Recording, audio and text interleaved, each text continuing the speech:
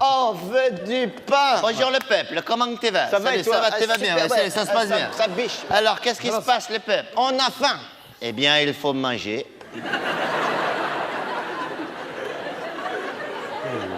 Bon, c'est pas grave. Oui, mais on n'y arrive pas. Voilà. Eh bien, il faut te forcer. J'ai dit n'importe quoi, monsieur. Oui.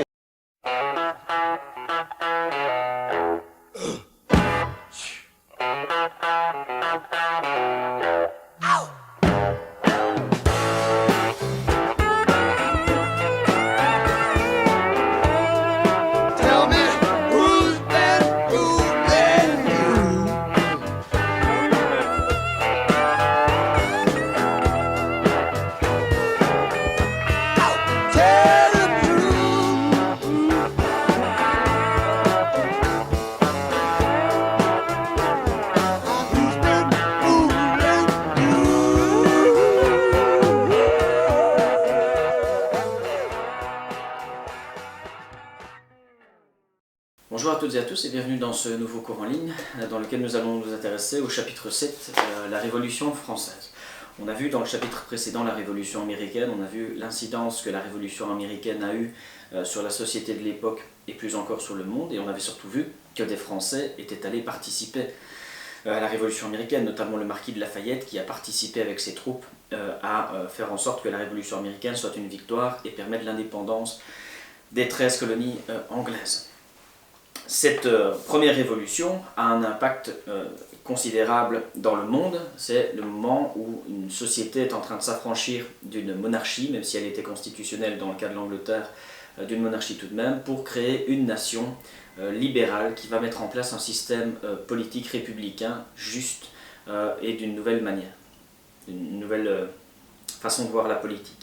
Alors forcément, tout ça a une incidence et la réussite de la Révolution américaine va petit à petit montrer au monde qu'il est possible de créer quelque chose de nouveau, ce qui va faire que des gens vont cogiter.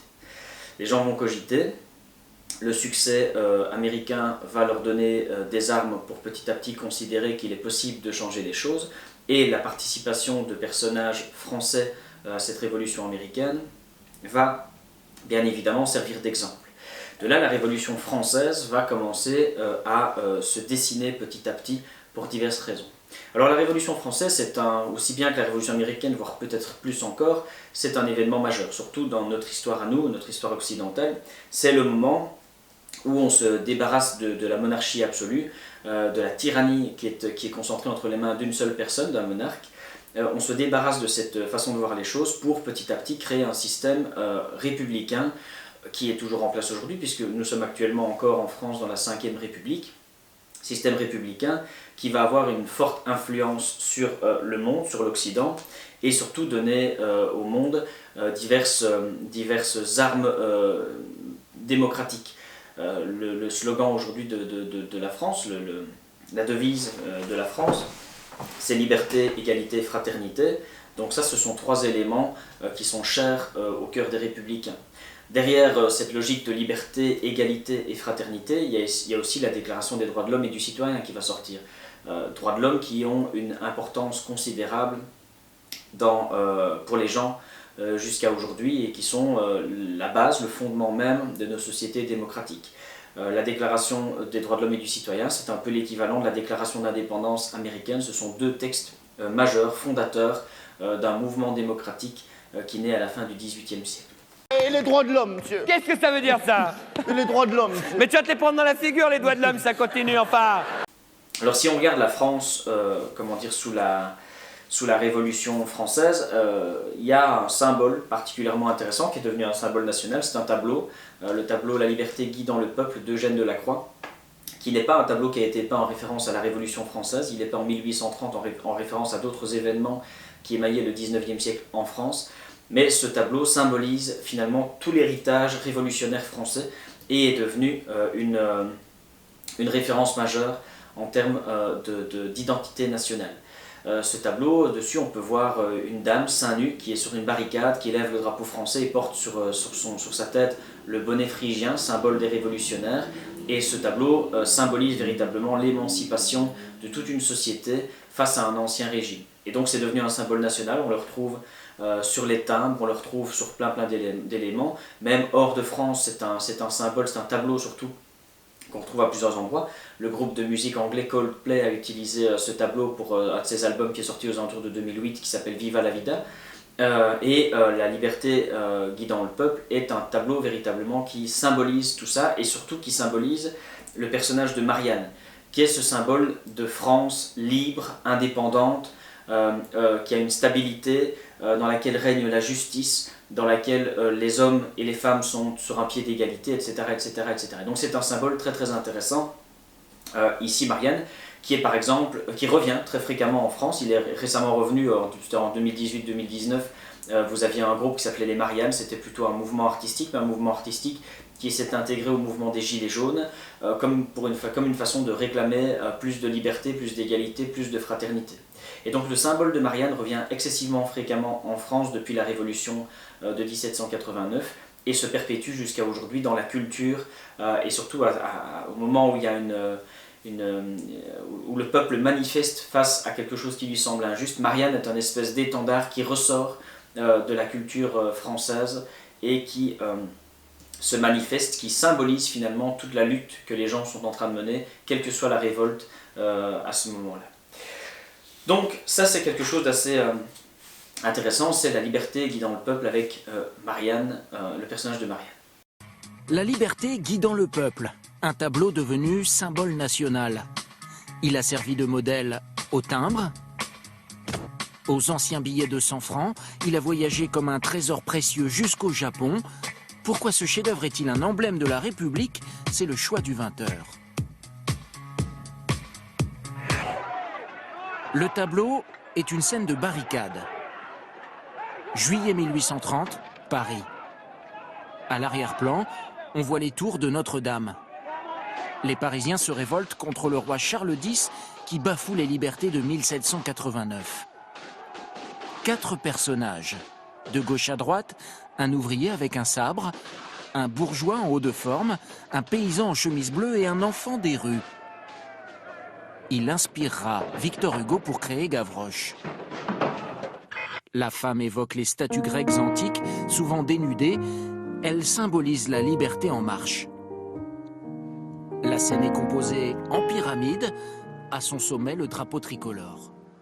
Ces couleurs flottent au-dessus de cette pyramide humaine qui est représentée par à la fois des cadavres de soldats morts et puis des révolutionnaires en armes.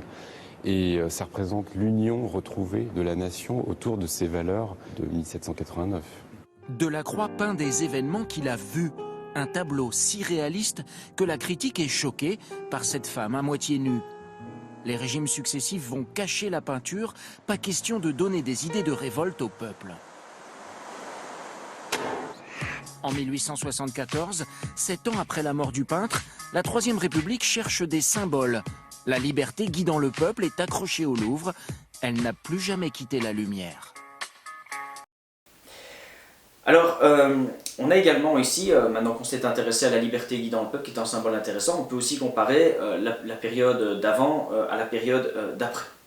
Alors si on regarde 2 gravures qui sont sorties, l'une au XVIIIe siècle, l'autre en 1789, l'année de la Révolution, on a une gravure qui montre le régime d'avant. Si vous observez la gravure, on y voit un paysan qui est accablé par le poids de la noblesse qui est sur ses épaules. La noblesse est de l'église, puisque vous voyez un homme d'église qui a une croix pectorale. Et vous avez ce paysan finalement qui doit porter les deux ordres. On est encore dans cette logique des 3 ordres, le tiers-état, la noblesse et le clergé. Et on voit le tiers-état qui porte sur son dos la noblesse et le clergé, qui sont 2 ordres qui ne représentent que 1,3, 1,5, maximum 2% de la population à cette époque.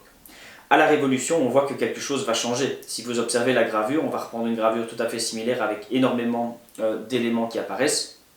Si on regarde, on peut y voir notamment dans les poches du paysan, on peut y voir il est écrit il y a un papier dans la poche du paysan qui dépasse de la poche du paysan, sur lequel il est écrit paix et concorde. On voit également l'épée du paysan, notamment il a une épée sur son épaule, il est écrit dessus rempli de courage. Cette épée manifeste ce courage que les basses classes ont eu pour trouver leur indépendance. L'épée du noble, il est écrit dessus qu'elle est là pour protéger la nation.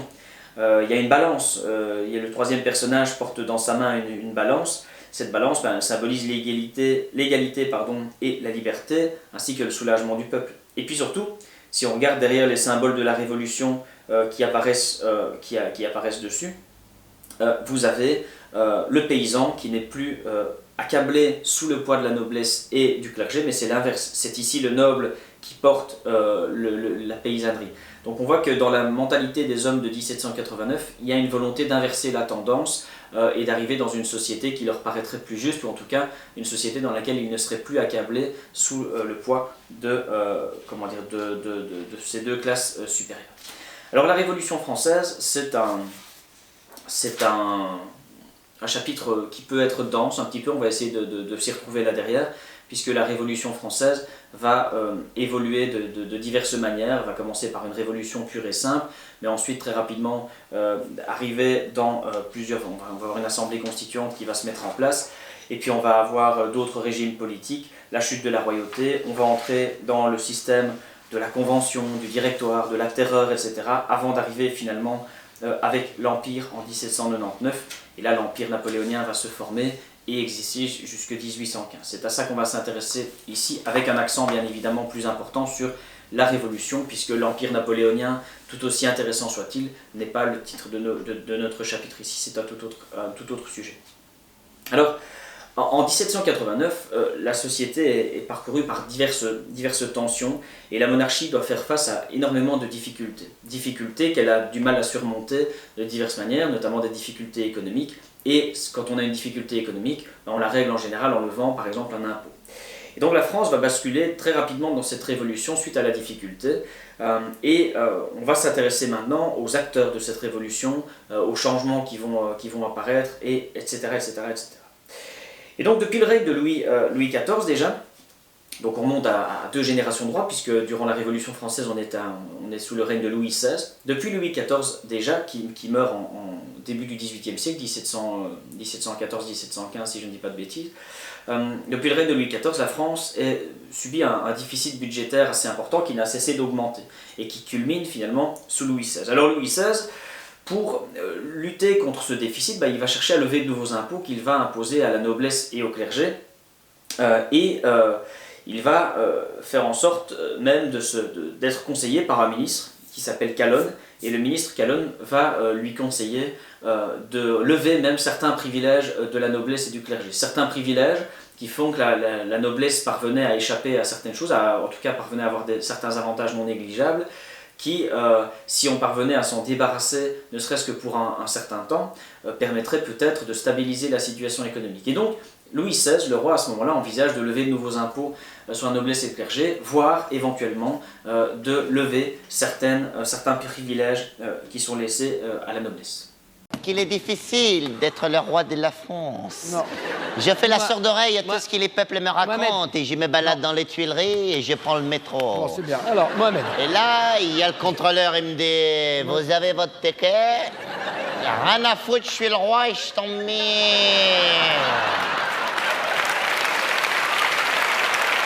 Et donc pour lutter contre ceci, le roi, pour en tout cas imposer cette idée nouvelle, le roi envisage de prévenir, de réunir les États généraux. Les États généraux, c'est une institution qui était là depuis déjà un moment en France et qui était levée à chaque fois lorsqu'il était question de discuter d'affaires d'État. On réunissait les ordres présents, les 3 ordres, et on discutait de la possibilité de faire des choses. Et ici, voyant la situation dans laquelle la France se trouvait, les États généraux acceptent de bon cœur de se réunir et surtout d'accepter de parlementer avec le roi pour la levée d'un nouvel impôt.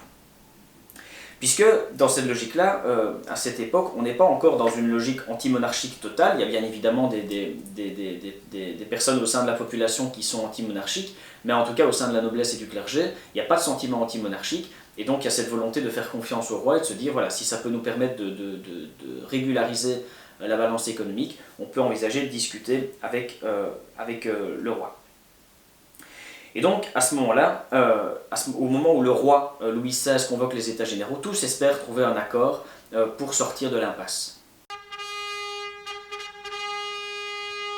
Je crois que les trois ordres ici réunis coopéreront pour le bien général de l'État.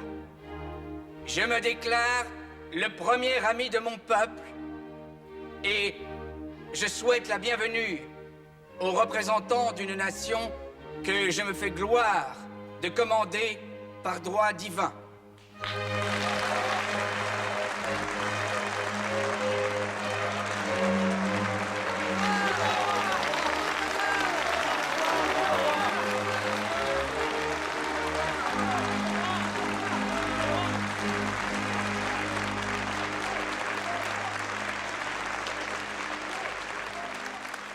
C'est Lafayette. Le marquis de Lafayette, celui de l'Amérique? Oui, monseigneur. Le héros de l'indépendance des États-Unis.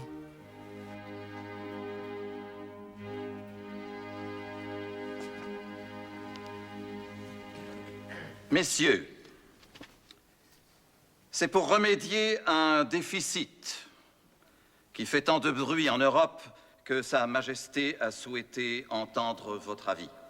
Qui sont ces messieurs, tous vêtus de noir? Comment, les députés du tiers-État, monseigneur. Ne rendrais-je pas hommage C'est quoi le au tiers-État? génie français, Tous ceux qui ne sont ni nobles, ni prêtres. incomparable, qui Cela fait beaucoup pourvoit de à monde. tout, sauf à l'équilibre du trésor. En conséquence, il est de mon devoir de vous démontrer de façon détaillée la nécessité absolue d'une assistance financière.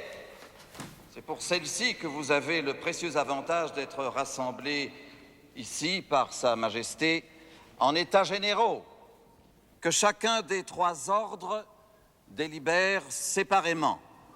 Par conséquent, comme vous venez de le voir dans la capsule vidéo, les États généraux se rassemblent le 5 mai 1789 avec la volonté de sortir de l'impasse. Alors, qui compose ces États généraux? Eh bien, on a d'abord des représentants du clergé, qui constituent à peu près 300 députés. Dans ces 300 députés, on trouve 46 évêques qui sont tous issus de la noblesse. Dedans, on peut citer notamment Talleyrand, personnage de Talleyrand, qui était évêque d'Autun. Et on trouve, en outre ces 46 évêques, on trouve notamment 200 curés qui, eux, font partie du bas clergé. Donc, qui, tout étant membres du clergé, sont associés au tiers-état de par leur fonction sur l'échiquier, dans la hiérarchie religieuse. Ces personnes-là, ces ecclésiastiques, ce clergé, constituent à peu près 120 000 personnes dans la France de l'époque. On a derrière ce clergé, on a 270 députés qui sont issus de la noblesse, qu'elles soient d'épée, de cour, de robe ou de province. On a comme ça toutes les noblesses, tous les représentants de la noblesse qui sont ici, et tout ça constitue environ 350 000 personnes. On est donc ici, avec ces deux premiers ordres, dans une population qui s'élève à peu près 1,3% de la population qui est représentée ici.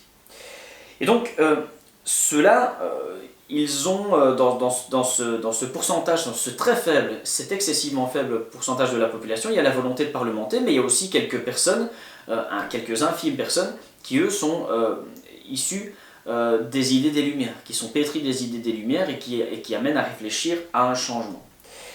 Et donc, dans ces personnes qui sont issues des Lumières, on en a aussi qui, eux, font par exemple partie d'autres mouvements, notamment des francs-maçons. On a une septantaine de députés qui font partie de la franc-maçonnerie. Donc voilà pour ce 1,3% de la population, essentiellement attachée au roi, quelques personnes républicaines, quelques personnes qui sont pétries des idées des Lumières et qui pensent qu'un changement peut se faire, sans pour autant décider à ce moment-là de se débarrasser du roi. Et en parallèle à ces personnes-là, si on les totalise, on est à peu près à 620 députés. 620 députés. Face à eux, on a 578 députés qui, eux, font partie du tiers-État.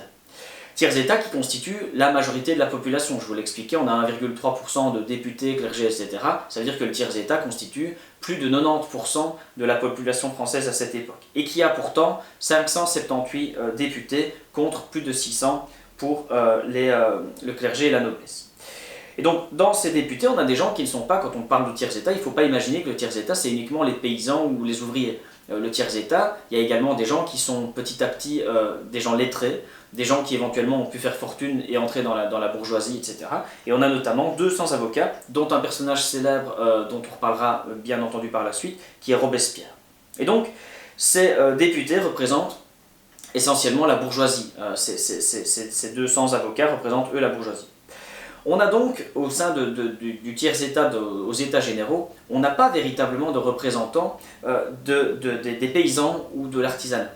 Et ça, c'est un problème finalement, parce qu'il y a une immense partie de la population qui n'est pas représentée. Mais les députés du tiers-État sont tout de même là, même s'ils sont issus de la bourgeoisie quant à eux, sont tout de même là pour défendre l'intégralité du tiers-État. Alors on a également des gens qui, eux, qui sont issus d'un autre ordre, mais qui vont rejoindre les députés du tiers-État, notamment l'abbé Sieyès, qui a été rejeté par son ordre, ou le comte de Mirabeau, qui vont quitter le clergé ou la noblesse pour intégrer le tiers-État. Vous pouvez comprendre à ce moment-là que on a une majorité de la population représentée dans le tiers-État, dans laquelle il y a des lettrés qui sont quant à eux pétris par les idées des Lumières et toutes sortes de choses, qui ont des idées petit à petit républicaines naissantes, qui envisagent tout doucement de réaliser qu'il serait peut-être possible de fonctionner autrement. Et avec ces gens-là, il y a des gens d'autres ordres qui sont venus s'associer, l'abbé Sieyès, le comte de Mirabeau, qui viennent s'associer à cette dynamique intellectuelle. Et donc vous vous doutez que les forces en présence vont petit à petit trouver un terrain d'entente commun. Et dans ce terrain d'entente commun, ils vont vite commencer à réfléchir à comment peut-on changer la situation. Des membres du clergé ont rejoint le tiers-État, sire. Ils déclarent représenter 96% de la nation et projettent de se constituer en Assemblée nationale, en se passant de l'accord de votre Majesté. Exactement ce que j'avais prédit. Mon frère, la meilleure solution, Monsieur Necker, serait de m'adresser aux 3 ordres et de les informer que leurs actions sont illégales. Pardonnez-moi, sire. Il semble que la situation requiert la diplomatie et non pas l'affrontement. Vous pourriez risquer beaucoup. L'autorité est tout ce qui nous reste, Monsieur Necker. L'autorité, donc l'obéissance, et par la force, si nécessaire. Mais au moment même où cette première réunion des États généraux s'ouvre, une difficulté va naître. On n'a pas encore commencé les débats, mais le tiers-État va exiger quelque chose, il va mettre en évidence en tout cas une difficulté, qui est qu'à l'époque, on votait aux tiers-États, aux États généraux, pardon, on votait non pas par tête, par être humain présent en fonction de la population, mais par ordre. C'est-à-dire que les 3 ordres étaient représentés et avaient chacun une voix. Alors vous vous doutez que vous avez 2 ordres qui ont chacun une voix et qui constituent pourtant 1, 2, 3% de la population, et puis le reste de la population, la grande majorité qui dépasse les 90%, n'avait quant à elle également qu'une voix face à ces 2 ordres. Et donc dès le départ, il y a cette nécessité, cette demande qui vise à réformer le système de vote pour que ce ne soit pas un système de vote par ordre, mais un système de vote par tête, voire par groupe social finalement. Et donc on veut ici changer la donne. Et donc le tiers-État va revendiquer la mise sur pied d'un vote par tête, éventuellement d'un vote par député, mais ils veulent changer les choses. Là, ils vont bien évidemment s'opposer au roi Louis XVI ainsi qu'au clergé et à la noblesse, qui comprennent que si la loi de l'ordre doit entrer en jeu et si les membres, les députés du tiers-État peuvent voter chacun par tête, il est évident que très rapidement, leur voix sera plus importante que celle de la noblesse, du clergé et du roi par la même occasion, et ça, les classes supérieures de la société n'en veulent pas. Et donc ils refusent catégoriquement. Dans cette logique-là, le tiers-État décide de faire sécession. Ils décident qu'ils ne veulent pas participer à une session des États généraux à partir du moment où il n'y a pas de représentation démocratique équivalente. Et par conséquent, ils vont faire sécession et se proclamer Assemblée nationale. Ils vont estimer que désormais, c'est eux qui représentent la nation. Le 17 juin, donc, le 17 juin 1789, il se proclame Assemblée nationale. Et là, on voit qu'on est en train tout doucement de s'acheminer sur un système. Donc on part d'une crise économique assez importante qui va faire que le roi décide de réunir les États généraux, composés de 3 ordres. Et dans ces 3 ordres, vous avez un ordre qui est représenté de manière minoritaire, alors qu'il est finalement majoritaire du point de vue démographique. Et en 1789, en juin 1789, cet ordre qui représente la majorité démographique décide purement et simplement de ne pas accepter le système tel qu'il est envisagé, c'est-à-dire un système dans lequel on vote par ordre, réclame un système de vote par tête ou par député, et devant le refus des autorités, décide purement et simplement de faire sécession. Donc vous voyez petit à petit qu'on est en train de refuser l'autorité qui est en place. Alors, pour empêcher cette Assemblée nationale de se réunir, le roi va faire fermer la salle, la salle du château de Versailles, où le tiers-État était censé se réunir. Et donc, le tiers-État, dès ce moment-là, n'a plus de lieu de délibération.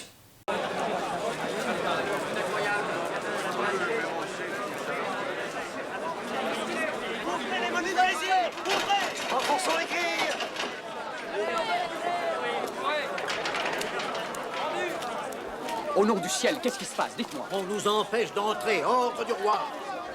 C'est un outrage! Au jeu de paume. Oui, il a raison! Au jeu de paume!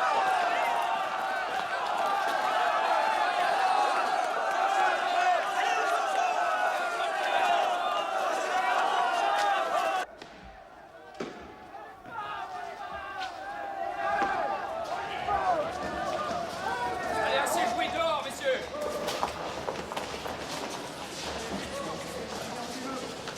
Au vestiaire, messieurs.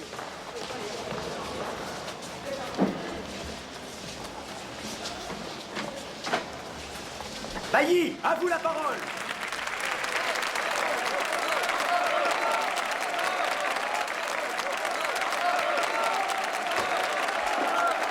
Silence! Silence! Faisons le serment, ici et maintenant, de ne jamais nous séparer et de nous rassembler partout où les circonstances l'exigent jusqu'à ce que nous ayons donné à la France une constitution.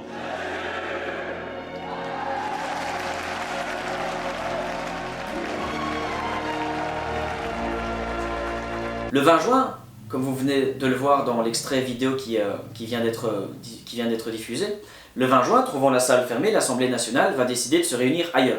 Ils vont dire que ce n'est pas parce qu'on nous ferme la salle qu'on n'a pas le droit de se réunir. Donc ils cherchent un autre endroit et ils vont se rendre dans une salle de sport, finalement la salle du jeu de paume, qui est l'équivalent d'un tennis pour l'époque.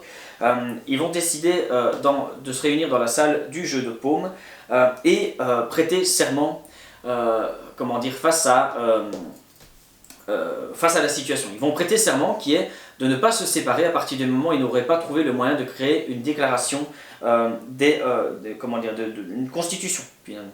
Ils décident de ne pas se séparer sans avoir trouvé une constitution, c'est-à-dire un système, un texte juridique qui leur donne une légalité et qui donne à ce qu'ils sont en train de créer une assise démocratique et une assise légale finalement et une assise juridique.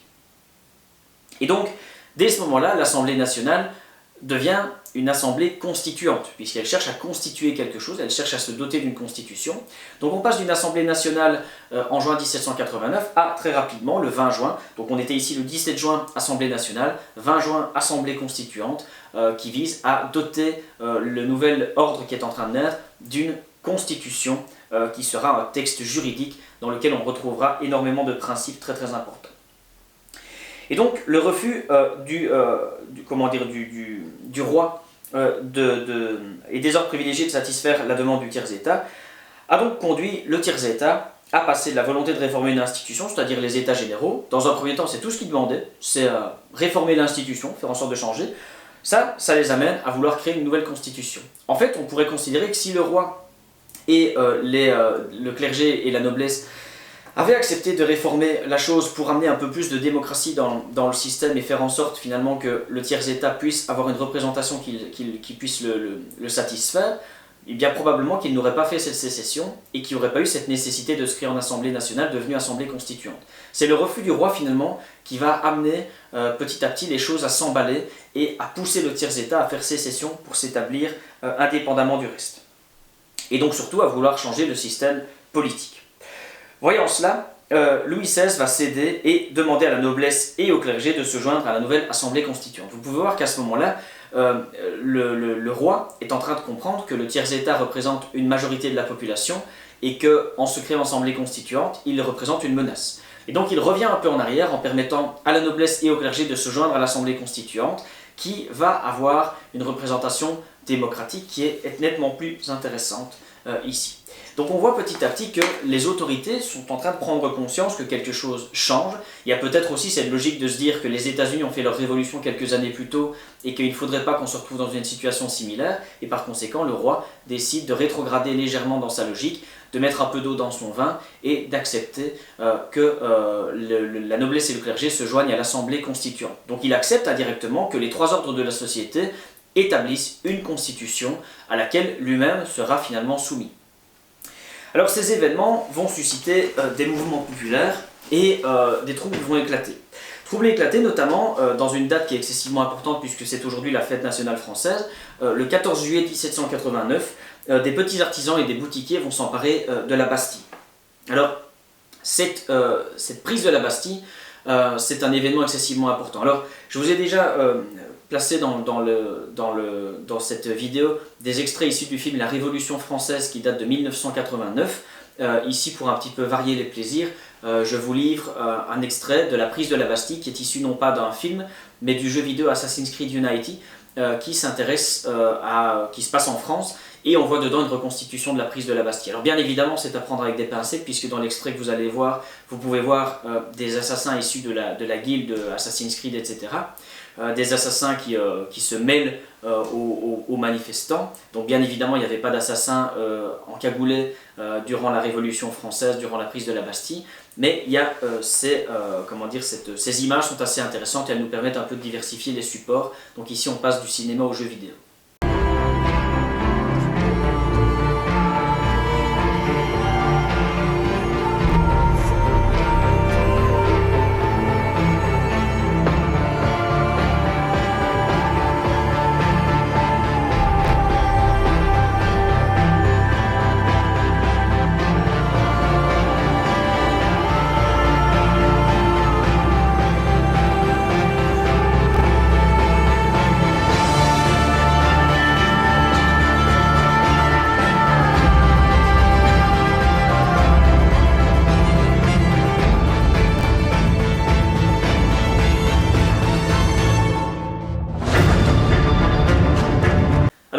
De la Bastille est importante. Il faut savoir qu'à la Bastille, il y avait, si mes souvenirs sont exacts, je crois qu'il y avait 7 prisonniers. Il n'y avait pas énormément, donc il n'y a pas cette logique de libérer les frères emprisonnés, etc. Mais la Bastille constitue un symbole de l'absolutisme finalement. En prenant cette prison, il y a une volonté de manifester qu'on s'attaque au pouvoir. Et ça, c'est très important de piétiner finalement, ou en tout cas, s'il va de piétiner, de manifester que ce symbole a été pris. Mais enfin les enfants, la Bastille c'est un symbole. C'est quoi un symbole? Ouais, mon frère il fait de la batterie, il a des symboles. Alors dans les villes, pas mal de bourgeois prennent le pouvoir. De même, dans les campagnes, vous avez des paysans essentiellement qui craignent la situation, puisqu'on est dans une situation de famine assez importante. Et devant cette famine et la rareté des biens de nécessité, l'augmentation du prix, etc. de ces biens de nécessité, des rumeurs vont naître qui vont laisser entendre que le roi pourrait réagir à tout ça de façon brutale, à ce changement de direction, et ça leur fait excessivement peur. Ils ont peur de représailles finalement de la noblesse à leur rencontre. Et donc la paysannerie est en train, petit à petit, de manifester une certaine forme de réserve. Mais derrière cette réserve, à un moment donné, ils vont avoir un regain d'énergie qui va se manifester dans cette logique qu'il serait peut-être judicieux d'être le premier à frapper. À partir du moment où on craint que la noblesse et le roi agissent de façon brutale, il serait peut-être judicieux d'être les premiers à agir de façon brutale. Et dès la fin du mois de juillet, début du mois d'août 1789, les paysans dans les campagnes vont réagir en s'attaquant au château des nobles, en brûlant les terriers, etc. C'est ce qu'on appelle la Grande Peur. C'est le moment où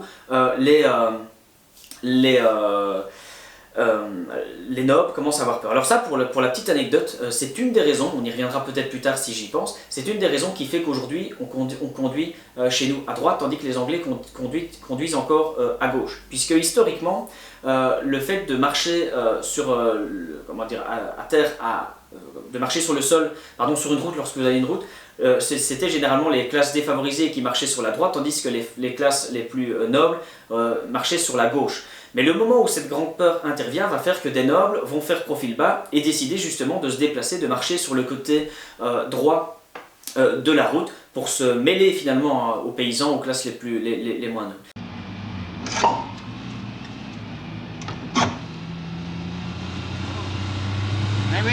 Ces révoltes paysannes qu'on trouve dans les campagnes, qui vont viser à attaquer des châteaux, etc., va un petit peu faire peur par conséquent à tout ça, et donc il va être nécessaire de calmer ces mouvements populaires, il va être nécessaire d'un moment donné les remettre d'une certaine manière dans le droit chemin.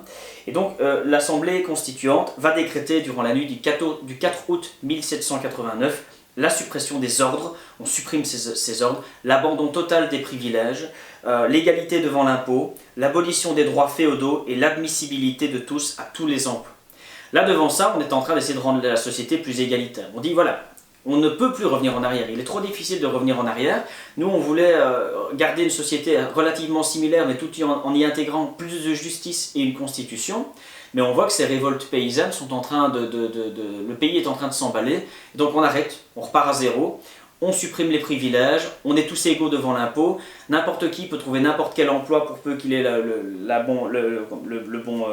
les bonnes qualifications.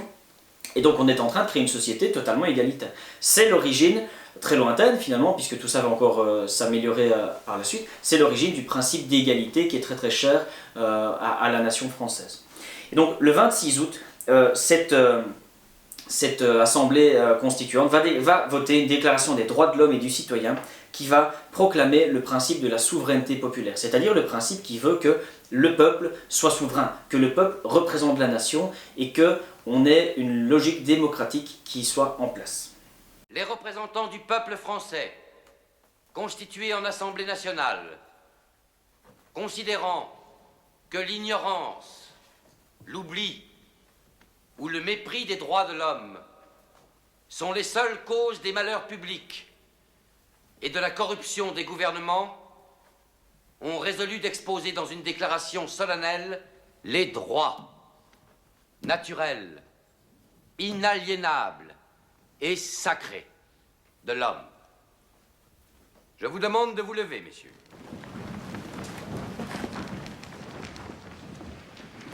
Article 1er. Les hommes naissent et demeurent libres et égaux en droit. Les distinctions sociales ne peuvent être fondées que sur l'utilité commune.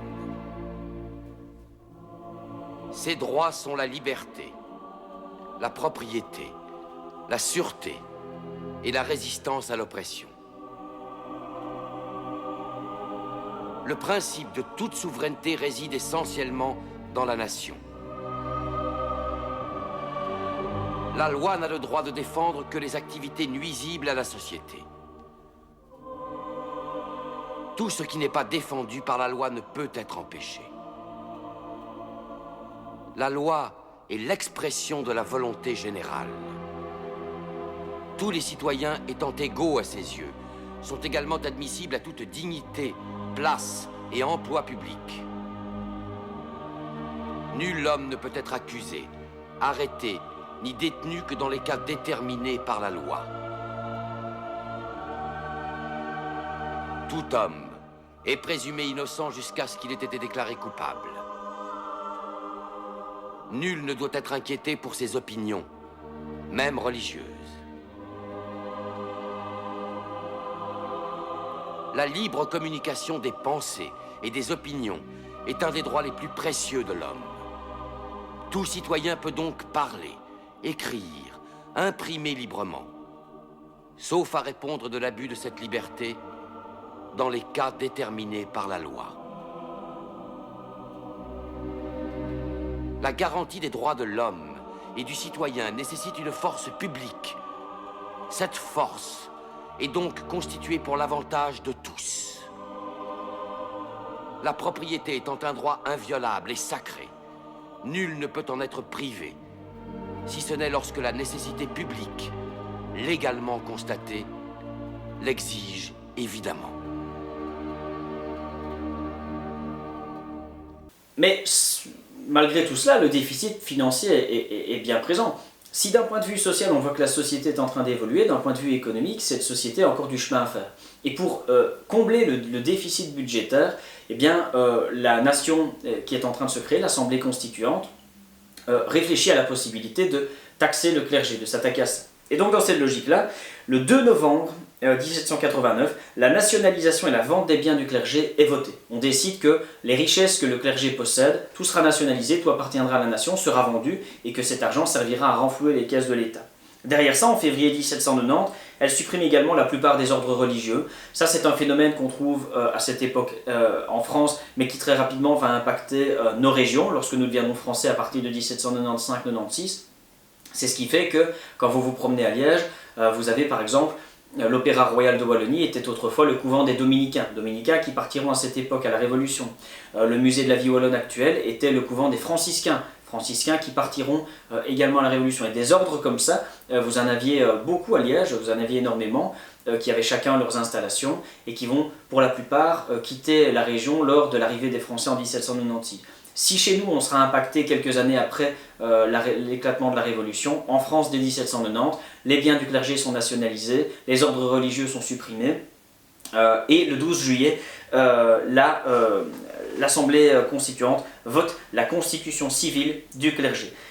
En faisant ça, elle exige que les prêtres prêtent un serment de fidélité à la nation, c'est-à-dire que derrière le serment religieux qui est prêté lorsque les gens entrent dans les ordres, il y a un serment de fidélité qui est exigé d'eux, qui vise à ce qu'ils promettent d'être fidèles aux idéaux de la Révolution, aux idéaux de la nation naissante, et on transforme en faisant ça le clergé en un corps de fonctionnaires. Ils prêtent serment à la nation, ils deviennent des fonctionnaires d'État de ce point de vue-là. Alors pour relancer l'économie également, derrière la nationalisation des biens du clergé et le fait qu'on s'attaque à ce corps qu'est le clergé, eh bien plusieurs mesures libérales sont prises. Dès juin 1791, le 14 juin, la loi Le Chapelier abolit les corporations et interdit les associations ouvrières et patronales ainsi que les grèves. Là, on voit qu'on va dans une autre logique qui est moins intéressante. Ce libéralisme vise à renflouer les choses en empêchant finalement divers corps, quels qu'ils soient, d'intervenir. Les corporations, notamment, régulaient fortement les métiers, quels qu'ils soient. Et donc tout ça, c'était des freins à un libéralisme, à une libre économie. Les grèves également pouvaient être un frein dans certains cas, et tout cela est interdit pour permettre justement, de manière un petit peu d'un point de vue économique, pas tout à fait facile, qui n'était pas favorable aux travailleurs, mais il y a une volonté qui vise à améliorer les choses. Le 3 septembre 1791, l'Assemblée constituante donne à la France une première constitution, 3 septembre 1791. Et cette première constitution fait quelque chose qui est assez intéressant et qu'on a tendance parfois à oublier. Elle établit une monarchie constitutionnelle qui est basée sur la séparation des pouvoirs. Donc les gens ont tendance à croire aujourd'hui, c'est un raccourci très rapide, qu'on s'est débarrassé du roi. Pas du tout. Dans un premier temps, il y a la volonté de canaliser le pouvoir du roi. Et donc, on reconnaît encore le principe monarchique, on est d'accord d'avoir une monarchie, mais on va l'établir sur le modèle anglais finalement, une assemblée, une monarchie constitutionnelle. Et donc le roi va devoir prêter serment à la Constitution à ce moment-là, et on sépare surtout les pouvoirs. On considère que le pouvoir législatif va être aux mains d'une assemblée législative qui sera élue au suffrage censitaire, c'est-à-dire que les gens seront élus, il y aura un vote. Censitaire, ça veut dire que les gens les plus aisés, les plus fortunés vont pouvoir voter. On n'est pas encore une fois dans un suffrage universel, on y viendra bien plus tard en France même et également en Belgique. Donc on a le pouvoir législatif aux mains d'une assemblée législative. Le roi va tout de même conserver un droit de veto, la possibilité de mettre son veto, de dire qu'il refuse certaines choses. Donc il pourra suspendre une loi. Tout ça va avoir lieu durant un maximum de 3 législatures, soit 6 années. Alors, tout ça va culminer, donc on voit qu'on est, si je résume un petit peu ce qu'on a vu depuis le début, vous avez une crise économique assez importante en France qui va culminer dans la tenue des États généraux. Les États généraux, devant une certaine injustice qui fait que le vote se faisait par ordre et non pas par tête, va faire que le tiers-État va s'en détacher pour créer une assemblée nationale qui, après 3 jours, va devenir une assemblée constituante et essayer de doter le pays d'une constitution. Ce pays va réussir à se doter d'une constitution le 3 septembre 1791 et derrière cela, le roi garde un pouvoir puisqu'on entre dans une monarchie constitutionnelle. Donc dès 1791, de 89 à 1791, la révolution est une révolution qui, outre la grande peur qui a amené des débordements, vise à garder un système finalement assez similaire à ce qu'on avait avant, tout en revenant sur les privilèges de certains ordres et en créant une société plus égalitaire, mais qui reconnaît toujours l'autorité du roi de France. Autorité qui sera concentrée entre les mains d'un pouvoir dans lequel il y a une séparation des pouvoirs. Le roi garde un droit de veto sur l'assemblée judiciaire, sur le pouvoir judiciaire, sur l'assemblée législative, pardon, mais on va rester quand même dans une logique monarchique. Alors, bien évidemment, cette révolution ne va pas faire l'unanimité. Vous vous doutez qu'il y a des gens, derrière ceux qui ont voulu maintenir le principe de la monarchie, il y a des gens qui voulaient tout à fait s'en débarrasser. Et donc ça va créer des divisions. On va avoir donc des troubles qui vont naître, des nobles, des émigrés vont quitter la France, vont fuir parce qu'ils comprennent que le système ne leur est plus favorable. Et à l'intérieur, vous allez avoir des contre-révolutionnaires qui vont aspirer à revenir à l'ancien régime, c'est-à-dire des gens qui sont tout à fait attachés au pouvoir absolu du roi et qui, eux, vont chercher à créer une contre-révolution pour se débarrasser du système qui est en train d'être. Donc vous vous doutez que ce n'est pas non plus totalement... la nation entière ne s'est pas rangée derrière les révolutionnaires.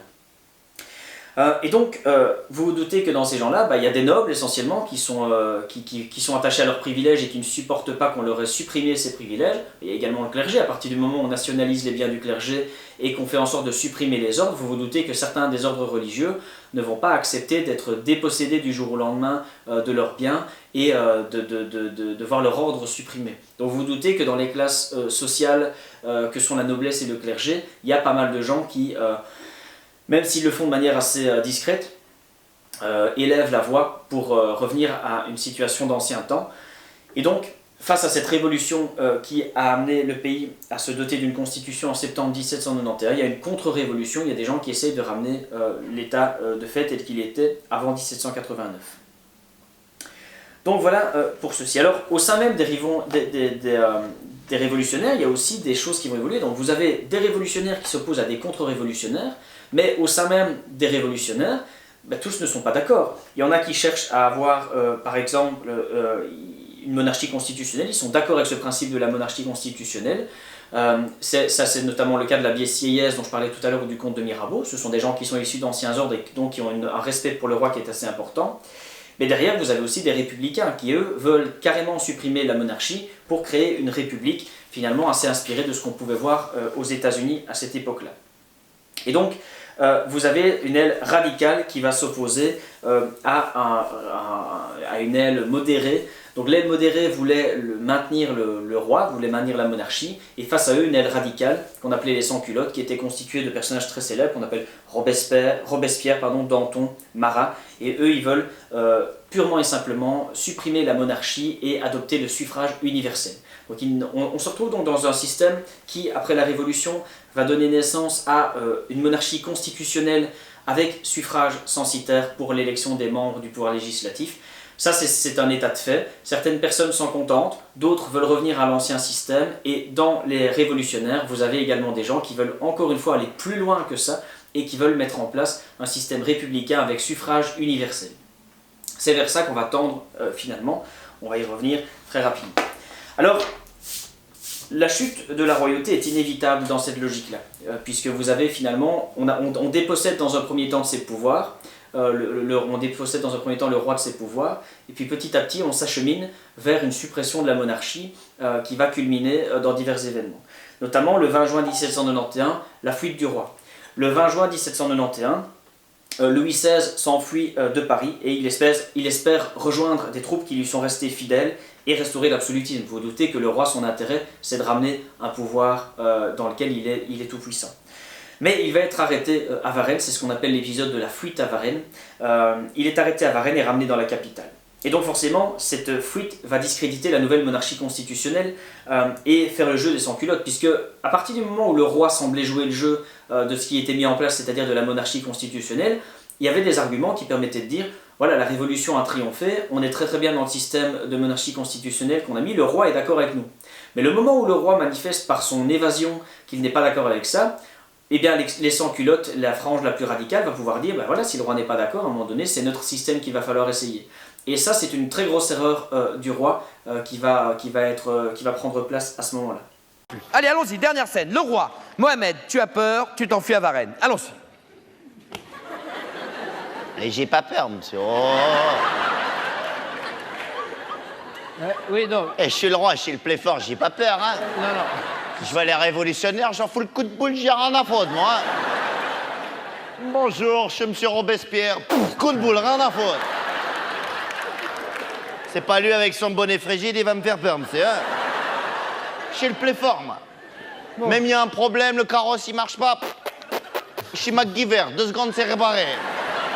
Alors bien évidemment, les difficultés économiques sont toujours là, c'est un deuxième problème, les difficultés économiques sont toujours là et plus encore elles vont s'aggraver à partir de 1791 et encore en 1792.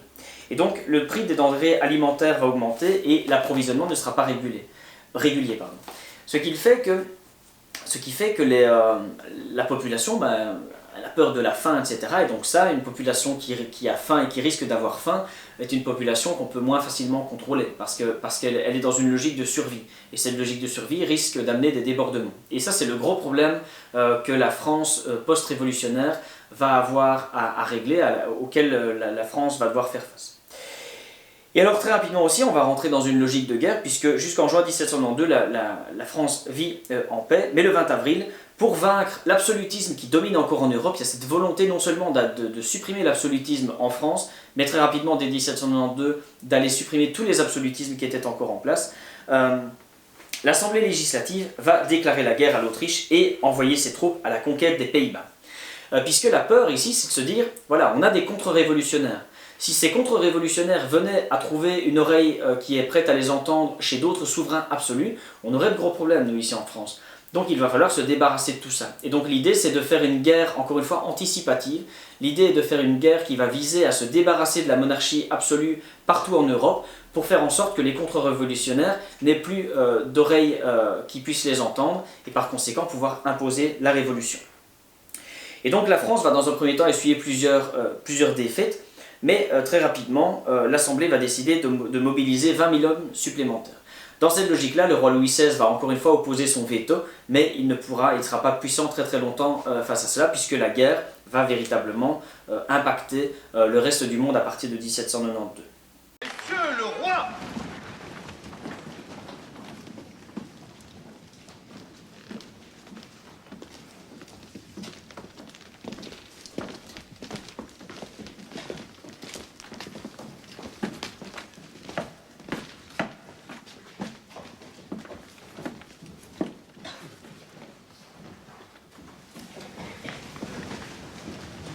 Messieurs, vous connaissez le résultat des négociations que j'ai engagées avec la Cour de Vienne.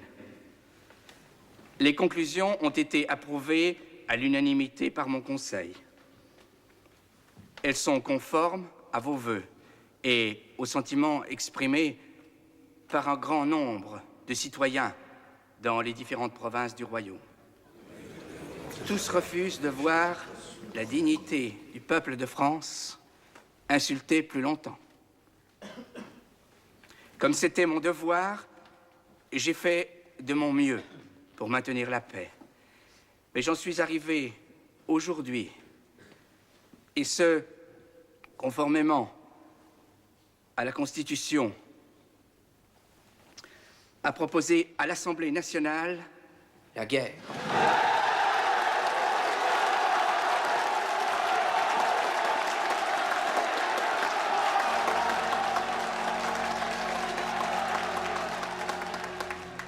Et donc le 10 août 1792, la foule va s'en prendre au roi, puisqu'elle désapprouve le fait que le roi place son veto pour cette guerre, et la foule va envahir le palais des Tuileries. Une nouvelle révolution va donc menacer. Ça fait très peur dans cette logique-là. On réalise qu'il y a une possibilité que les choses empirent encore. Donc vous voyez à quel point on est dans une instabilité politique assez importante depuis la première révolution de 1789. On voit aussi que certains problèmes n'ont pas encore été réglés, notamment la crise économique qui est en place, et ça fait très peur. Et par conséquent, il faut lutter contre ça. Alors pour se débarrasser du problème, eh bien l'Assemblée va purement et simplement décider de faire emprisonner la famille royale pour que le roi n'ait plus son droit de parole et qu'on puisse avancer vers un système finalement totalement républicain. Sans roi là derrière, on peut mettre en place un système républicain. Et donc, en faisant emprisonner le roi, on fait valoir également le principe du suffrage universel, où on décide d'aller vraiment vers un système républicain de plus en plus total, avec une présence, un vote au suffrage universel qui permette à tout Français de se faire entendre. Alors quand je dis tout Français, c'est un suffrage universel masculin, bien évidemment, il y a encore du chemin à faire du point de vue de la cause féministe en France, mais dans un premier temps, en tout cas, il y a la volonté de faire en sorte d'amener plus d'égalité politique à ce moment-là. On est donc dans un nouveau régime, on n'est plus dans le régime de la monarchie ni de la monarchie constitutionnelle, on est dans le régime de la Convention. Ici, la Convention implique qu'on a le roi qui est en prison, qui n'a plus son mot à dire, un système républicain qui est en train de s'imposer, et surtout une élection au suffrage universel qui puisse être entreprise. Et donc, on confie le pouvoir exécutif à un conseil provisoire qui sera dirigé par le personnage qui est Danton. Et le 21 septembre 1792, au lendemain de la victoire française lors de la bataille de Valmy, la France se sent assez... comment dire, elle sent qu'il y a quelque chose. Cette victoire à Valmy permet aux Français de proclamer la République, de proclamer que voilà, on a une victoire militaire qui nous permet de considérer qu'on a les épaules assez solides pour petit à petit nous proclamer aux yeux du monde comme étant République. Et donc le 21 septembre 1792, la France devient officiellement une République. Donc vous voyez qu'on est passé d'une monarchie avant 1789 à une monarchie constitutionnelle dès septembre 1791 jusqu'à une république à partir du 21 septembre 1792. Alors cette république, elle va fonctionner pendant un moment, hein, mais vous vous doutez que les dissensions au sein des différents ordres, des différents groupes politiques ne vont pas cesser, qu'il y a aussi des gens qui vont être... l'appât du pouvoir va... intéresser certaines autres personnes, et donc très rapidement cette république va se diriger sur un chemin, un terrain glissant, puisqu'il va y avoir des opposants qu'il va falloir canaliser, qu'il va falloir faire taire, il va y avoir des gens qui ne seront pas d'accord avec la façon dont le gouvernement évolue, et puis il va y avoir encore des royalistes qui vont essayer de ramener l'état d'avant. Et donc là on va petit à petit, dès le moment où la république est proclamée en 1792, on va avoir une petite phase assez lumineuse qui va assez prochainement dévier vers ce qui deviendra plus tard l'Empire.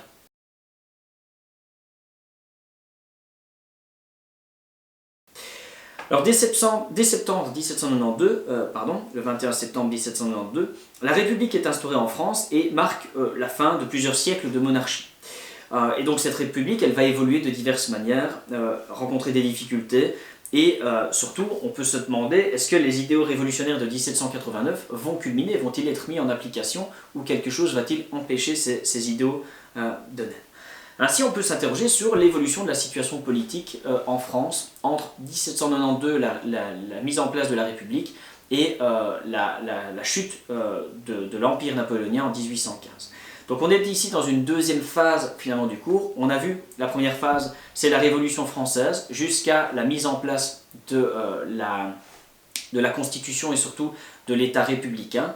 Dès le moment où l'État républicain on entre est mis en place, on entre dans une deuxième phase, qui est la République, qui va se transformer en différents éléments, et finalement culminer dans la mise en place de l'Empire en 1799.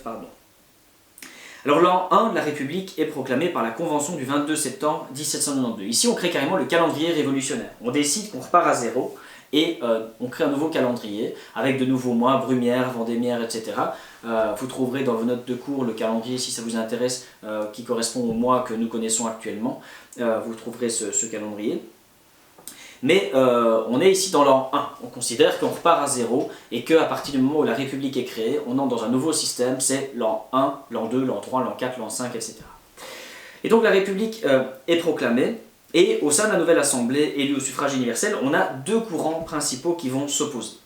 Dans un premier temps, on va avoir les montagnards, qui sont Danton, Robespierre, Marat, qui eux veulent une République qui soit conforme aux idéaux démocratiques de la Révolution, et qui s'appuie bien évidemment sur le petit peuple parisien. Et ces montagnards s'opposent aux Girondins, Brissot, Vergniaud, etc., qui sont plus modérés et ne veulent aller plus loin dans la satisfaction des revendications sociales et politiques des masses populaires. Ils ont peur, en fait, eux, les Girondins finalement sont des modérés, ils ont peur que on entre dans qu'à force de concéder toutes sortes de choses, on entre dans une certaine forme de jusqu'au-boutisme, voire d'extrémisme, et ça fait très peur. Donc vous avez ces montagnards qui sont, quant à eux, jusqu'au-boutistes, qui veulent aller beaucoup plus loin et mettre en place une république pure et dure totale, et des Girondins qui s'opposent, qui sont modérés et qui pensent qu'il serait à un moment donné intéressant de s'arrêter finalement en chemin et de profiter des acquis qui ont été mis en place, et qu'ils estiment qu'eux, on a déjà énormément de choses qui ont été gagnées.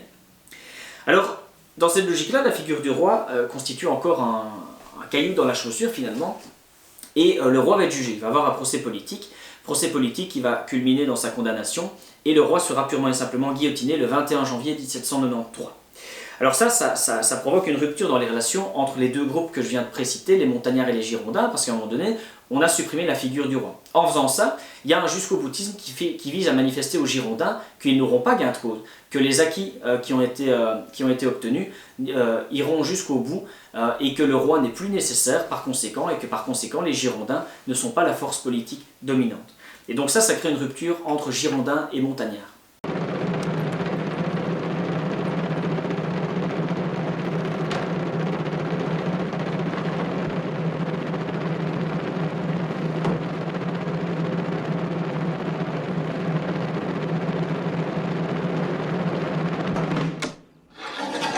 On voit donc que les montagnards sont en train de prendre le pouvoir. Mais ils ont peur. Vous vous doutez qu'à partir du moment où les girondins sont en désaccord par rapport à la tournure que prennent les événements politiques, les montagnards commencent à avoir peur d'être mis de côté.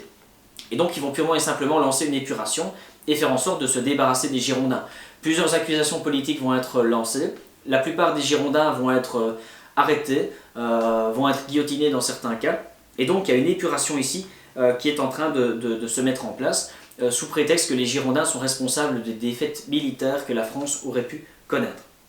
Et donc dès le 23 juin 1793, ce sont les montagnards qui prennent le pouvoir totalement. Donc vous voyez comment petit à petit les choses ont évolué depuis la Révolution. Il y a la volonté de rassembler les états généraux de la part du roi pour lutter contre la crise économique. Ça ne va pas fonctionner parce que les gens voudront plus de démocratie. Cette démocratie va arriver dans la mise en place de l'Assemblée nationale qui deviendra Assemblée constituante. Une fois cette Assemblée constituante mise en place, les choses vont petit à petit évoluer vers une monarchie constitutionnelle. La Constitution va être mise en place, puis très rapidement, ces groupes vont continuer à s'opposer et culminer dans la mise en place d'une république. Mais une fois la république mise en place, vous allez avoir des modérés qui vont vouloir revenir, en tout cas profiter des acquis, d'autres qui vont vouloir aller beaucoup plus vite. Et ça va faire peur, ce qui va faire que les modérés vont être mis de côté, vont être exécutés, vont être jugés et on va s'en débarrasser pour faire place aux montagnards qui eux seront la force politique qui va chercher à être jusqu'au boutiste dans la mise en place de la République.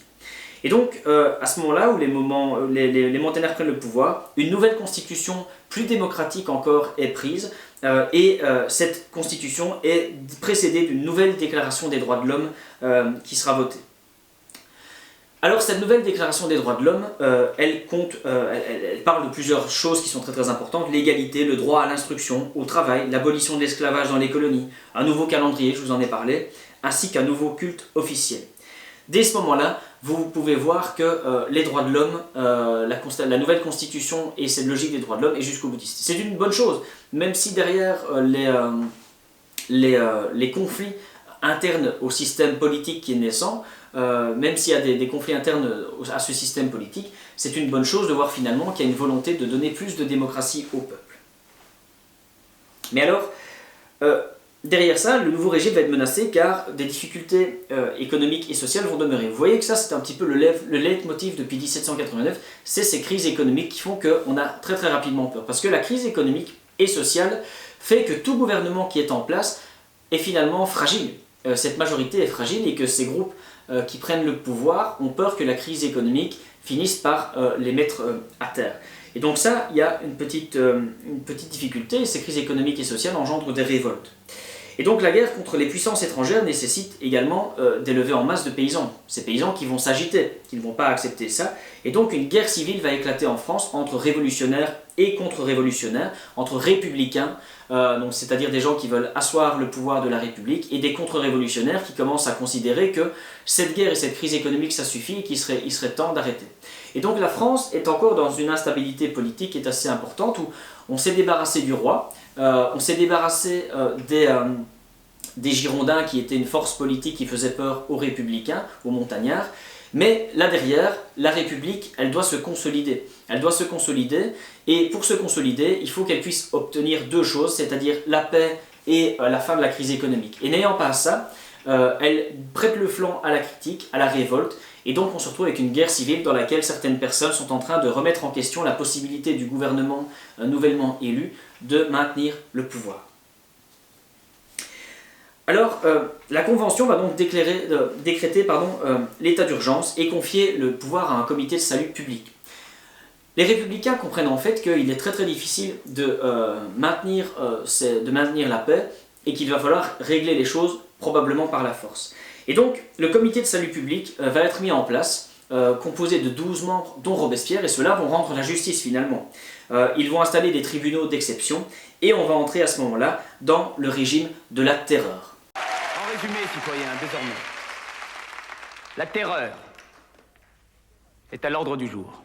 Alors ce régime de la terreur, eh bien, comme l'indique son nom, va avoir près de 20 000 personnes exécutées. Donc 20 000 personnes vont souffrir du régime de la terreur et vont être... il y a une épuration finalement. Encore une fois, il y a cette volonté de se débarrasser des opposants et le comité de salut public va viser à faire des tribunaux expéditifs, des procès expéditifs qui vont viser à se débarrasser de 20 000 personnes pour culminer dans l'assise du pouvoir. Alors, cette instauration d'une terreur, d'une dictature, finalement on est dans un système dictatorial, va permettre d'étouffer la guerre civile, et en étouffant la guerre civile, va permettre de continuer la guerre à l'extérieur. Et en faisant ça, ils vont commencer à avoir des victoires non négligeables et à mettre en échec les troupes étrangères. Et donc dès juin 1794, les Pays-Bas autrichiens deviennent français. Dès juin 1794, les Français ont réussi à déborder au nord de leurs frontières et à envahir nos régions finalement. Ce ne sera pas totalement... les Autrichiens vont parvenir à revenir à plusieurs moments, mais dès 1794, nos régions sont sur la sellette pour finalement arriver dès 1795 dans le giron français. Alors une fois les dangers extérieurs et intérieurs écartés, la dictature devient insupportable. À partir du moment où on a réussi à se débarrasser des problèmes internes à la nation et surtout où les victoires militaires permettent aux Français de donner une assise importante à l'extérieur de la nation, bah, la dictature finalement, est-ce qu'elle a encore une raison d'être? Et donc elle va devenir de plus en plus insupportable et dans cette logique-là, les bourgeois les plus modérés qui avaient tendance à soutenir le système à cette époque-là parce qu'il y avait une raison d'État, finalement il y avait la nécessité de maintenir les choses, ces bourgeois modérés vont commencer petit à petit à s'opposer à tout ça. Et donc les terminoriens dont l'abbé Sieyès vont essayer de renverser Robespierre et ses partisans et envoyer Robespierre à la guillotine. Et donc Robespierre n'étant plus là, le régime de la terreur va pouvoir s'estomper petit à petit, et c'est à ce moment-là qu'on supprime les lois mises sous la terreur. Donc vous voyez que malgré le fait qu'il y a des victoires politiques, internes, externes, etc., on a un système qui fait que on a une prise de pouvoir finalement d'un groupe sur l'autre systématiquement, qui ne sont pas d'accord les uns avec les idées des autres, et qui vont faire qu'ils se renversent. C'est une espèce de théorie des dominos finalement, où les uns se renversent les uns après les autres. Et donc Robespierre, qui avait réussi à prendre le pouvoir pour mettre en place le système de la terreur, créer une dictature qui vise à épurer un petit peu les choses et à réguler la situation, va lui-même être renversé par les thermidoriens, dont l'abbé Sieyès, et se retrouver hors du pouvoir. Et ça, c'est finalement une suite d'instabilité politique qui vont amener finalement à un système qui va être un serpent qui se mord la queue finalement. Puisque de déséquilibre démocratique en déséquilibre démocratique, on va finir par trouver un système qui serait peut-être l'idéal, bah, c'est un empire. C'est-à-dire qu'avec le déséquilibre démocratique, on permet à certains hommes de prendre le pouvoir par la force et d'amener un système qui est finalement relativement similaire à ce que la France pouvait connaître avant 1789. Il y eut l'an 1, et puis l'an 2, et puis l'Empire. Et donc, une nouvelle constitution est élaborée à ce moment-là, c'est la constitution de l'an 3, qui supprime les droits sociaux de 1793, abolit le suffrage universel et confie en octobre 1795 le pouvoir législatif à 2 conseils, ainsi que le pouvoir exécutif à un directoire de 5 membres. On voit ici qu'on est en train petit à petit de revenir sur certains acquis démocratiques, le suffrage universel notamment, qui était une bonne chose. La terreur, en tout cas ce qui précédait la terreur avait mis en place des choses démocratiques assez intéressantes sur lesquelles on revient ici. Donc vous voyez finalement qu'il n'est pas question à proprement parler de juger si un système est bon sur un autre. Ce qui est intéressant, c'est de voir ça de l'extérieur et de comprendre en fait qu'on a une démocratie qui est en train de se chercher finalement. La démocratie ne peut pas naître du jour au lendemain et qu'on cherche on est en train de finalement, comme une recette de cuisine, on ajoute un peu plus d'un ingrédient, un peu de l'autre, on est en train de voir, etc. Et puis derrière ça, il y a bien évidemment des luttes de pouvoir, d'ego, d'orgueil, de gens qui veulent le pouvoir, etc.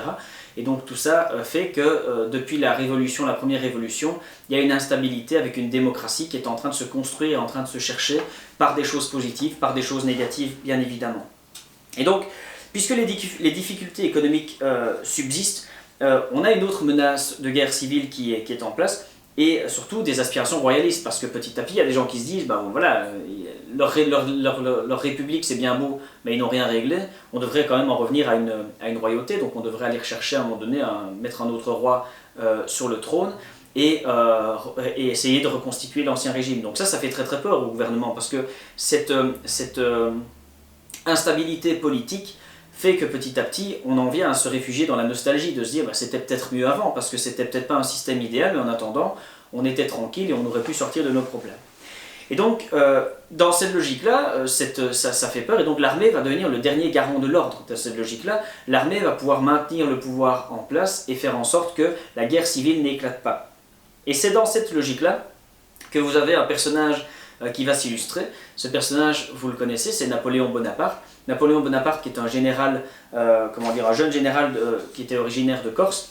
Napoléon Bonaparte qui était un tacticien remarquable, vraiment un stratège militaire assez intelligent, qui s'était distingué par plusieurs victoires et qui petit à petit va être appelé pour prendre le pouvoir le 9 novembre 1799. Parce qu'on estime qu'avec Napoléon au pouvoir, il va y avoir la possibilité de maintenir les choses en place et de faire en sorte qu'on ne revienne pas à cette nostalgie d'ancien régime. Et donc c'est un mal qui est vu comme étant un bien. Dès ce moment-là, on entre dans le système du consulat, puisque Napoléon est appelé pour sauver la République, et on espérait que Napoléon, une fois son rôle terminé, une fois la restauration de la République réalisée, que Napoléon finirait par partir finalement, par remettre le pouvoir et par reprendre son rôle de militaire. Sauf qu'il ne l'entendra pas de cette oreille, et que très rapidement, son ambition va prendre le pas, et que Napoléon va passer du consulat à l'Empire.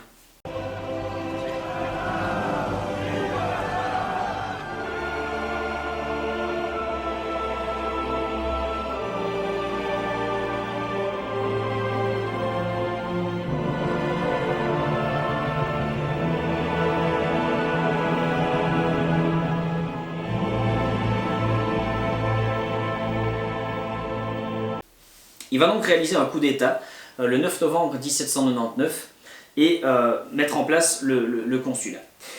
Et donc, ce consulat correspond à la fin de la période du Directoire, et en 1799, Napoléon va promulguer la constitution du 22 Frimaire de l'an 8, c'est-à-dire le 13 décembre 1799, qui ne comporte plus de déclaration des droits de l'homme. Donc on est en train de revenir à la déclaration des droits de l'homme, elle n'est plus dans cette nouvelle constitution. Le pouvoir exécutif appartient à 3 consuls, dont Napoléon qui est le consul général, le premier consul, et le pouvoir législatif est divisé entre 4 assemblées qui sont contrôlées par l'exécutif. Dès 1802, Napoléon se fait attribuer le consulat à vie. Donc là on voit bien qu'on n'est plus dans un système démocratique, il peut être premier consul à vie. Le 2 décembre 1804, à l'occasion d'une cérémonie grandiose à Notre-Dame de Paris, il proclame l'Empire et réinstalle ainsi en France un régime héréditaire de type monarchique. Donc vous voyez que de 1789 à 1804, il y a eu des sursauts démocratiques, une tentative de mettre en place une république, et puis l'erreur finale aura été de confier à Napoléon le pouvoir pour lui permettre de remettre de l'ordre dans les choses. Dès novembre, il installe le consulat. Le consulat va fonctionner en utilisant les armes démocratiques et en créant un nouveau système politique dans lequel Napoléon est le premier consul, et dès 1804, il se fait couronner empereur.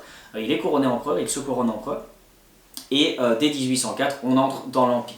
Et là, on voit finalement que c'est un petit peu le serpent qui se mord la queue. On a fait un cercle complet pour revenir à un système qui était finalement un système similaire à ce que la France avait pu connaître avant 1789, avec simplement non plus Louis XVI sur le trône, mais Napoléon qui est devenu l'empereur. Alors, Napoléon, malgré cette prise de pouvoir totalement, qui est antidémocratique indirectement, malgré la mise en place de l'Empire, Napoléon a modernisé le pays. Napoléon a fait de très très belles choses. Il a réformé, modernisé le pays, notamment il a maintenu les départements qui étaient dirigés par les préfets. Il a eu une politique de grands travaux pour restaurer l'économie, le commerce. Il a créé la Banque de France notamment, modernisé la justice, mis en place le Concordat qui est un accord entre la papauté et entre la France napoléonienne pour restaurer finalement la religion, pour faire en sorte que la religion puisse collaborer, collaborer c'est peut-être pas le terme, puisse exister au sein même de l'Empire napoléonien. Pour la petite anecdote, c'est suite à la signature du Concordat qu'ici à Liège, nous allons avoir Saint-Paul comme nouvelle cathédrale, puisque nous n'avions plus de cathédrale à Liège depuis la destruction de la cathédrale Saint-Lambert en 1793. Suite à la signature du Concordat et à cet accord qui vise à ce que Napoléon s'entende avec le pape pour restaurer un minimum de prestige religieux, on va décider à Liège de créer une nouvelle cathédrale, et c'est dès 1804 que Saint-Paul est choisi comme nouvelle cathédrale. C'est ce qui fait qu'aujourd'hui on a une cathédrale qui est finalement assez petite par rapport à l'ancienne cathédrale Notre-Dame et Saint-Lambert qui existait chez nous, mais c'est lié au Concordat finalement, au fait que Napoléon, derrière la prise de pouvoir antidémocratique, a eu une entreprise de développement de son pays sur divers points très très importants, et notamment du point de vue du Concordat, la restauration d'un certain prestige religieux. Donc si je résume, grands travaux pour restaurer l'économie et le commerce, création de la Banque de France, modernisation de la justice, etc., etc., etc. Et donc Napoléon va se lancer également dans une vaste entreprise de conquête militaire après plusieurs années de succès et le contrôle d'une bonne partie du continent. Napoléon va devenir le personnage inévitable en Europe. C'est lui, ses succès vont être très très importants, mais il est impossible de garder le succès éternellement et petit à petit il va rencontrer des revers militaires qui vont culminer très très rapidement à sa chute. Et donc les échecs vont commencer à se succéder, et à partir du moment où l'Empire est fragilisé à l'extérieur de ses frontières, vous vous doutez qu'à l'intérieur, les gens commencent tout doucement à en profiter, à réclamer plus de liberté. En 1814, les puissances coalisées contre Napoléon vont décider de mettre un dernier coup et obliger celui-ci à abdiquer. Le 6 avril 1814, il abdique, s'exile sur l'île d'Elbe, et Louis XVIII, le frère de Louis XVI, va monter sur le trône. Donc on restaure la monarchie. Donc vous voyez finalement que dans la logique des puissances extérieures, il y a cette logique finalement de faire de la Révolution et de l'Empire une parenthèse dans l'histoire. Louis XVI a perdu la tête au sens propre, on va mettre Louis XVIII sur le trône, on n'en parle plus, on repart pas à zéro parce qu'il y a quand même des acquis qui ont été faits, mais il y a cette volonté un petit peu de revenir vers quelque chose. Et donc on restaure la monarchie purement et simplement une fois que Napoléon est parti. Alors, Napoléon va revenir au printemps 1815 pour une dernière tentative, pendant 100 jours, c'est ce qu'on appelle les 100 jours de Napoléon, et il va tenter de reprendre le pouvoir, mais sera battu à la bataille de Waterloo le 18 juin 1815, et à ce moment-là, il ne pourra plus revenir puisqu'il sera exilé sur l'île de Sainte-Hélène et mourra en 1821. Donc voilà pour cette synthèse qui vise à brasser toute la Révolution française. Alors si je résume très rapidement, parce que je sais que je suis un peu parti, ça part dans beaucoup de sens, c'est très très riche et c'est difficile de condenser toute la Révolution française en 1 heure ou 2 de cours. Mais si on s'intéresse un petit peu, voilà. Vous avez, si on résume très très rapidement, une crise économique sous le règne de Louis XIV qui dure depuis le règne de sous le règne de Louis XVI qui dure sous le règne de Louis XIV. Cette crise économique va pousser le roi Louis XVI en 1789 à réunir les États généraux pour voter de nouveaux impôts, mais le tiers-État refuse le système tel qu'il est puisqu'il veut qu'on change le système de vote pour mettre en place un vote par tête et non plus par ordre. Le roi refuse et le tiers-État va se constituer en assemblée nationale qui très rapidement deviendra une assemblée constituante. Le 20 juin, on crée le 9 juillet, on crée une assemblée constituante, le 9 juillet 1789. Cette assemblée constituante va petit à petit culminer dans la prise de la Bastille, la grande peur, qui va faire en sorte qu'on va revenir dans un système démocratique, mettre en place une déclaration des droits de l'homme et du citoyen, etc., etc., etc. Et puis très rapidement, on va mettre en place une monarchie constitutionnelle avec Louis XVI à sa tête, mais Louis XVI va faire l'erreur de fuir à Varennes et par conséquent de laisser entendre qu'il estime que ce système de monarchie constitutionnelle ne peut pas fonctionner. Ça va permettre à divers ordres républicains jusqu'aux boutistes de se faire entendre. Ils vont petit à petit se faire entendre, et puis à l'intérieur même des groupes républicains, vous allez avoir des dissensions entre montagnards, girondins, etc., qui vont culminer sur l'arrivée des montagnards. Les montagnards vont prendre peur et risquer de se faire... avoir peur de perdre le pouvoir, et par conséquent vont épurer, on entre dans la terreur, et puis très très rapidement, après la terreur, on va entrer dans le système de la Convention. Et puis très rapidement, on va décider de rentrer dans le système du consulat, donner le pouvoir à Napoléon en novembre 1799. Napoléon va réussir à rester premier consul et à se faire nommer premier consul à vie. Tout ça va culminer en 1804 dans la nomination de Napoléon en tant qu'empereur. Empereur qui va régner pendant 10 ans sur l'Europe, avant d'être chassé et battu par les armées coalisées, Autriche, Angleterre, etc., qui vont se débarrasser de Napoléon, qui va disparaître pendant un petit moment, et puis tenter un retour dans ce qu'on appelle les 100 jours, avant d'être exilé définitivement sur l'île Sainte-Hélène, où il mourra en 1821. Bien évidemment, le résumé que je viens de faire est relativement court et relativement fait de manière assez grossière, mais ça vous donne une idée un petit peu de l'instabilité politique qui règne, des luttes de pouvoir au sein même de différents ordres, au sein même de différents partis politiques, etc., et de différentes classes politiques. Mais, in fine, tout ça va culminer dans l'arrivée d'une république qui, malgré des phases d'instabilité, il y aura d'autres instabilités, d'autres révoltes et la mise en place d'autres républiques, puisque nous sommes aujourd'hui dans la 5e république. Ça veut dire qu'il y a eu une instabilité qui a culminé à plusieurs moments au point de devoir recréer une république. La France a tout de même réussi à imposer ces principes de liberté, égalité, fraternité auxquels elle est terriblement attachée encore aujourd'hui. Tout ça est finalement l'héritier des révolutions du XVIIIe siècle, la révolution américaine, la révolution française, toute cette espèce cette théorisation qui vise à savoir comment mettre en place la meilleure démocratie, qui va culminer dans ce qu'on connaît encore aujourd'hui et qui perdurera pendant probablement encore longtemps. Donc voilà pour ce chapitre. Les notes vous seront bien évidemment distribuées en parallèle à cette capsule vidéo et je suis ouvert à toute question si besoin. De toute façon, on verra tout ceci en classe en parallèle à cette capsule vidéo. Je vous remercie de votre attention et je vous dis à très bientôt.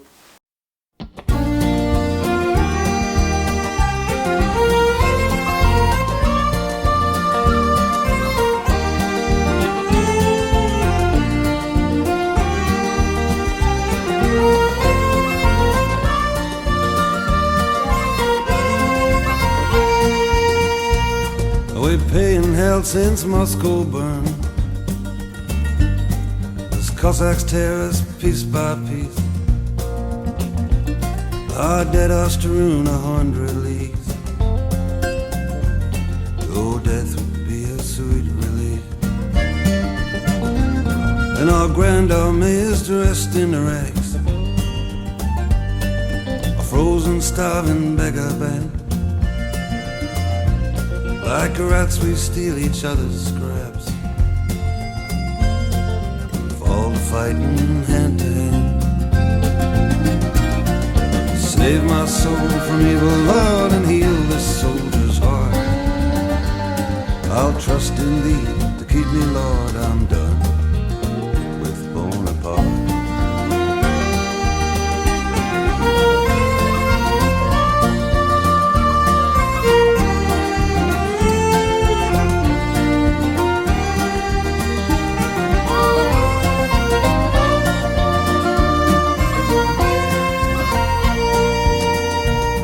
What dreams he made for us to dream.